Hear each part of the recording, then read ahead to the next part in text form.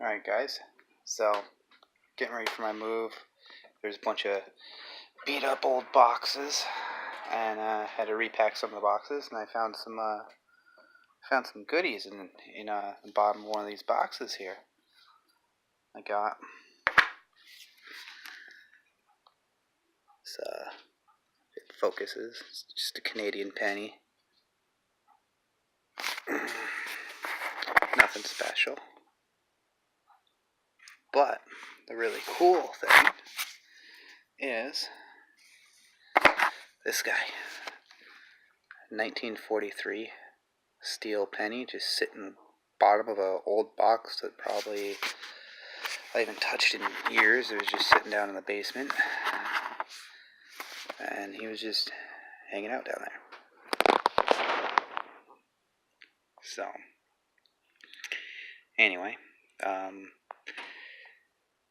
found this guy when I was packing for Utah, and so I guess I'm going to keep him, and he's going to be in my wallet as my lucky travel penny. And yeah, cool little find. So everyone have a good day.